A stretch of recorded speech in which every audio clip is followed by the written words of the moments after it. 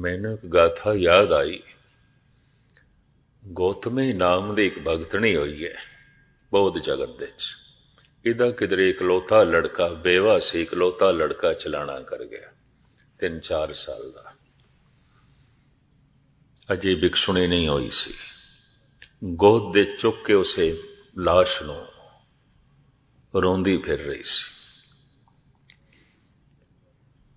और उसका रोना पिंड वालियां कोल देखिया नहीं जाता सी। बेचारी बेवा ते पहले ही सी, संतान तो भी हीणी हो गई, पति ते है नहीं सी, बच्चा सी ओदे हासरे ते जी रही सी, वो भी नहीं रहा। किसी नूं तरस आया, उन्होंने कह दिता शहर दे महात्मा बुद्ध आए ने, शाम नूं कथा करदे ने, सवेरे कथा करदे ने। जद कथा करदे ने ये बच्चा उन्हां दे कदमां च रख दे, जे रोना ही ते उत्थे ही रोई। एक ही घर घर दे दरवाजे अगों रो रही है, गली गली दे च रो रही है। लाश नूं चुक के पागल जी लगदी सी, सारियां दुख ने पागल कर दिता सी। मैं सवेरे भी अर्ज कीती है, किसी नूं दुख पागल कर देंदा, किसी नूं सुख पागल कर देंदा। किसी नूं सुख अपनी थां तो हिला के रख देंदा है, किसी नूं दुख अपनी थां तो हिला के रख देंदा है। समझ तो मनुख थल्ले चला जाता है, उसकी समझ दे च भी कुछ नहीं आ रहा सी। दुख का इतना अंधेरा, दुख का इतना अंधकार, कुछ भी नहीं दिखाई दे रहा सी। ज़ारो ज़ार रो रही सी, बस रोण तो बिना होर कुछ भी नहीं सी। तो तरस आया किसी नूं उसकी हालत ते। जा तू पिंड दे च आए हुए ने, सवेरे शाम वो परमात्मा की गल करते हैं। तू रोना ही है, चीखना ही है, उथे चीख। कहते ने यह गल सुन के बजी उस थां ते जिथे महात्मा बुद्ध सन, बच्चे नूं अगे रख के रोंदी हुई ते गई। रोना होर वध गया और इको ही सुर नाल आखी जाए, तुसी मेरा सहारा हो, इसनूं जवाओ। मैं इस तो बिना नहीं जी सकती, मेरा कोई सहारा नहीं, मेरा कोई आसरा नहीं। कहते ने बहुत सुखियारे ते बहुत दुखियारे दे उत्ते ज्ञान का भी असर नहीं आता, कतई नहीं आता। ऐसी हालत महाभारत दे समय भी हुई सी। चक्रव्यूह दे च फस के जद धोखे नाल अभिमन्यु नूं मार दिता गया, लाश चुक के अर्जन कृष्ण दे कोल ले गया। आखे इसनूं जवाओ, इस तो बिना मैं नहीं जी सकता। अर्जन दा लड़का, मैं नहीं जी सकता। ये मेरा बच्चा बहुत सियाणा, ये मेरी जिंदगी का सहारा सी, ये मेरा भविष्य सी, मेरा तो सब कुछ अंधेरा हो गया, इसनूं जिवाओ। कृष्ण ने सोचा इतना दुखी ज्ञान तो प्रभावित नहीं होने लगा। दुखी हिरदा ज्ञान तो प्रभावित नहीं होता, सुखी हिरदा ज्ञान तो प्रभावित नहीं होता। मद की अवस्था चाहिए। जिवें सितार दियां तारां नूं बहुत कस दईए, इतनी उच्चियां हो जाएगी, सुर गाना औखा हो जाएगा।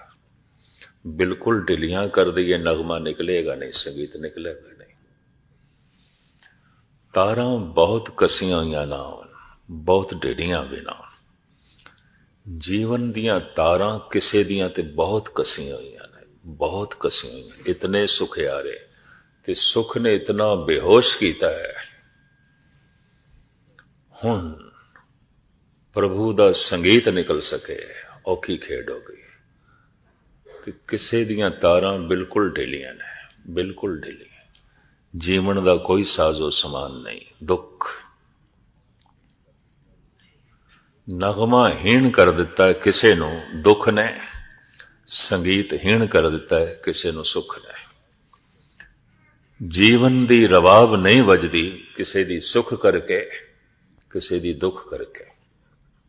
ਕਿਸੇ ਦੀਆਂ ਤਾਰਾਂ ਬਹੁਤ ਕਸੀਆਂ, ਕਿਸੇ ਦੀਆਂ ਬਹੁਤ ਢਿੱਲੀਆਂ।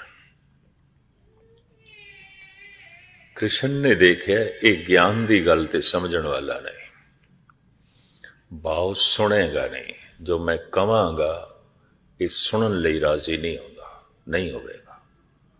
ਔਰ ਇਹ ਵੀ ਮੈਂ ਅਰਜ਼ ਕਰਾਂ, ਜੋ ਦੁੱਖ ਲੈ ਕੇ ਇੱਥੇ ਆ ਗਿਆ ਆਪਣਾ, ਕਮ ਸੇ ਕਮ ਹੋਰ ਤੇ ਸਾਰਿਆਂ ਨੂੰ ਸੁਣ ਲਏਗਾ, ਗੁਰੂ ਨੂੰ ਨਹੀਂ ਸੁਣ ਸਕਦਾ। ਤੇ ਜੋ ਸੁੱਖਾਂ ਦੀ ਭਾਵਨਾ ਲੈ ਕੇ ਆ ਗਿਆ ਜਾਂ ਸੁੱਖ ਹੀ ਲੈ ਕੇ ਆ ਗਿਆ, ਮੁਸ਼ਕਿਲ ਹੈ ਗੁਰੂ ਨੂੰ ਸੁਣ ਸਕੇ, ਨਹੀਂ ਸੁਣ ਸਕੇਗਾ। ਮੱਧ ਦੀ ਅਵਸਥਾ ਚਾਹੀਦੀ ਹੈ, ਦਰਮਿਆਨੀ ਅਵਸਥਾ ਚਾਹੀਦੀ ਹੈ। ਕ੍ਰਿਸ਼ਨ ਦੇ ਹੱਥ ਦੇ ਇੱਕ ਸੋਨੇ ਦਾ ਕਰਮੰਡਲ ਸੀ ਦਿੱਤਾ, ਅਰਜਨ ਨੂੰ ਆਖਿਆ ਸਾਹਮਣੇ ਸਰੋਵਰ ਤੋਂ ਭਰ ਲਿਆ।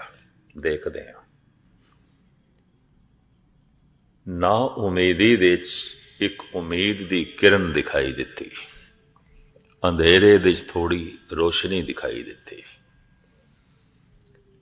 ਇਹ ਪਾਣੀ ਮੰਗਾਇਆ, ਸ਼ਾਇਦ ਕੋਈ ਮੰਤਰ ਪੜਨਗੇ, ਸ਼ਾਇਦ ਅਬਮੰਨੂ ਨੂੰ ਜ਼ਿੰਦਾ ਕਰ ਦੇਣਗੇ। ਭਜਿਆ ਹੋਇਆ ਗਿਆ, ਸਰੋਵਰ ਦੇ ਚੋਂ ਕਰਮੰਡਲ ਭਰ ਕੇ ਲਿਆਇਆ, ਕ੍ਰਿਸ਼ਨ ਦੇ ਅੱਗੋਂ ਰੱਖਿਆ, ਆਖਿਆ ਭਗਵਨ ਜਿਵਾਓ ਮੇਰੇ ਬੱਚੇ ਨੂੰ। ਕ੍ਰਿਸ਼ਨ ਕਹਿੰਦੇ ਨੇ ਇੰਜ ਕਰ, ਇਸ ਪਾਣੀ ਨੂੰ ਉੱਥੇ ਹੀ ਡੋਲ ਕੇ ਆ ਜਿੱਥੋਂ ਲੈ ਕੇ ਆਇਆ। ਹੈਰਾਨ ਹੋਇਆ, ਹੁਣੇ ਆਖਿਆ ਨੇ ਭਰ ਕੇ ਲਿਆਓ, ਹੁਣ ਕਹਿੰਦੇ ਨੇ ਉੱਥੇ ਹੀ ਡੋਲ ਕੇ ਆਓ ਜਿੱਥੋਂ ਭਰ ਕੇ ਲਿਆਂਦਾ ਹੈ। ਪਰ ਇਤਨਾ ਦੁਖਿਆਰਾ ਬੰਦਾ, ਔਰ ਉਸ ਦੁੱਖ ਦੇ ਜੋ ਮਾੜੀ ਜਿਹੀਆਂ ਉਸਨੂੰ ਕਿਰਨ ਦਿਖਾਈ ਦਿੱਤੀ ਹੈ, ਉਸ ਕਰਕੇ ਉਸ ਦੇ ਅੰਦਰ ਫੁਰਤੀ ਸੀ, ਇੱਕਦਮ ਕਰਮੰਡਲ ਚੁੱਕਿਆ, ਭੱਜ ਪਿਆ, ਡੋਲ ਆਇਆ, ਪਾਣੀ ਡੋਲ ਆਇਆ, ਅੱਗੋਂ ਰੱਖਿਆ ਕਰਮੰਡਲ, ਆਖਿਆ ਭਗਵਾਨ ਹੁਣ ਅਭਮੰਨੂ ਨੂੰ ਜ਼ਿੰਦਾ ਕਰੋ। ਕਰਦੇ ਹਾਂ, ਪਰ ਇੰਜ ਕਰ, ਜਿਹੜਾ ਪਾਣੀ ਤੂੰ ਡੋਲ ਕੇ ਆਇਆ ਨਾ, ਉਹੀ ਕੱਢ ਲਿਆ, ਉਹੀ ਕੱਢ ਲਿਆ।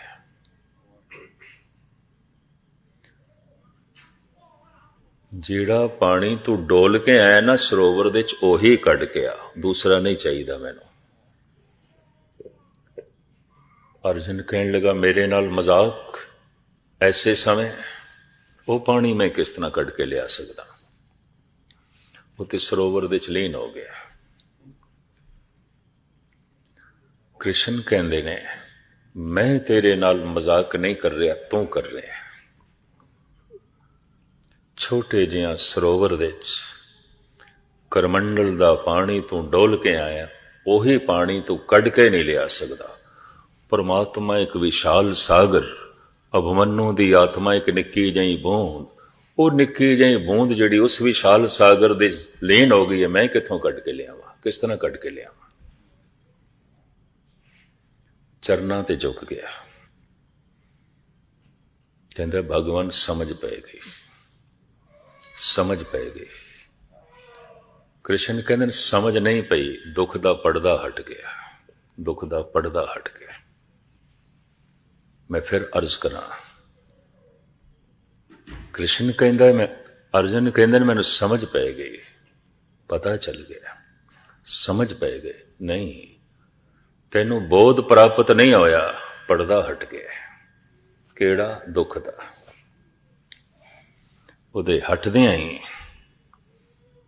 ਤੈਨੂੰ ਕੁਛ ਦਿਖਾਈ ਦਿੱਤੀ ਹੈ ਅਸਲੀਅਤ। ਦੁੱਖ ਇੱਕ ਐਸਾ ਪੜਦਾ ਹੈ, ਕੁਛ ਵੀ ਨਹੀਂ ਦਿਖਾਈ ਦਿੰਦਾ, ਅੱਖਾਂ ਨੂੰ ਅੰਧਾ ਕਰ ਦਿੰਦਾ ਹੈ। ਔਰ ਸੁੱਖ ਵੀ ਇੱਕ ਐਸਾ ਪੜਦਾ ਹੈ, ਅੰਧਾ ਕਰ ਦਿੰਦਾ ਹੈ, ਕੁਛ ਵੀ ਨਹੀਂ ਦਿਖਾਈ ਦਿੰਦਾ। ਇਹ ਵੀ ਮਹਿਸੂਸ ਕਰਦੇ ਹਾਂ। ਦੁੱਖ ਕਰਕੇ ਕੋਈ ਅੰਧਾ ਹੋਵੇ, ਜਗਤ ਦੇ ਵਿੱਚ ਬਹੁਤ ਥੋੜੇ ਨੇ। ਸੁੱਖ ਕਰਕੇ ਅੰਧਿਆਂ ਨਾਲ ਤੇ ਸਾਰਾ ਸੰਸਾਰ ਭਰਿਆ ਪਿਆ। ਮੰਦਰ, ਮਸਜਿਦ, ਗੁਰਦੁਆਰੇ, ਚਰਚ ਅਗਰ ਉਜੜੇ ਨੇ ਬਹੁਤੇ, तो दुनिया विच पहले नालों बैरूनी सुख वधिया, इस करके उजड़े ने। ये भी मैं अर्ज करा, जे स्रोत घट गई है परमात्मा दी तो सुख करके घटी है। मुख्तसर मैं अर्ज करा, वो गौतमी, वो यही रोना जो अर्जन ने कृष्ण दे अगों रखिया सी, गौतमी ने बुद्ध दे अगों रखिया। यही मेरा बच्चा जिंदगी दा सहारा है, मेरे जीवन दा सहारा है, मैं इस तो बिना नहीं जी सकती। रोई जाए, रोई जाए, रोई जाए। महात्मा बुद्ध कहते ने, गौतमी एक काम जे तू कर सके तेरे बच्चे नूं जिवा देंदे आ, जिवा देंदे आ। एक काम कर, एक मुठ चावलां दी उस घरों मंग के लिया जिस घर विच कदी कोई अर्थी ना उठी होवे। मंग के लिया, मैं तेरे बच्चे नूं जिवा देंगा। दुखां दी मारी उहनूं समझ ते आई ना, भज पई, कहंदी हुणे लियाई, हुणे लियाई। पहले बूए ते दस्तक दिती, रोंदी होई नूं देख के घर वालियां नूं पहले ही तरस सी। बुद्ध ने यह आख्या, एक चावल दी मुठ उस घरों मंग के लिया जिथों कोई अर्थी ना उठी हो। घर वाला कहन लगा, इथों तो मेरे प्यो की अर्थी उठी सी, मैं अपने कंधियां ते लै गया सी। मेरी मां की अर्थी उठी सी, और मैनू होश है मेरी दादी की अर्थी उठी सी। इस तरह पता नहीं कितने की अर्थी उठी होवेगी। चावल ले जाने ने ते भावें मणा दे हिसाब नाल लै जा, साडे कोल बहुत ने, पर यह जिहड़ी शर्त है अर्थी ना उठी होवे, अर्थी ते उठियां ने। दूजे घर च गई, थोड़े घर तो कोई अर्थी ना उठी होवे, मैनू एक मुठ चावलां दी दिओ। दूजे घर वाले भी कहंदे ने, जितने ले जाने ले जा, कोई चावलां दी कमी नहीं, अर्थियां ते उठियां ने। तीसरे च गई, चौथे च गई, इतिहास कहंदा है पंजवें च गई ते दुख दा पड़दा हट गया। कहंदा है हर घर चो अर्थी उठी है। ये हर घर घर नहीं है, ये सब मुसाफिर खाने ने, 4 दिन लई लोकी बैठे ने। ये कोई घर थोड़ी है, जिसनों असी घर कहंदे आ, घर नहीं है, मुसाफिर खाना है। गौतमी आई बदल के महात्मा बुद्ध दे कोल। महात्मा बुद्ध कहंदे ने, ले आई चावल? हाँ ले आई हां। किथे? इस बच्चे की जिंदगी नहीं चाहिए, मैं भिक्षु हो गई, आज तो मैं भिक्षु हो गई, मैनू समझ आ गई, मैनू पता चल गया। दरअसल जिसनों असी घर कहते हैं, घर नहीं है। उस घर दे च मनुख दी सुरत जा सकती है शब्द दे आसरे ते, और तां जे सुने। जो सुन नहीं सकता संत नहीं बन सकता, और जो वेख नहीं सकता साइंटिस्ट नहीं बन सकता, विज्ञानक नहीं बन सकता। वेखण की क्षमता चाहिए, वेखण की शक्ति चाहिए, वेखण की ताकत चाहिए, वेखण की बारीकी चाहिए। जैसे मैं अर्ज की थी, मैं उस चित्रकार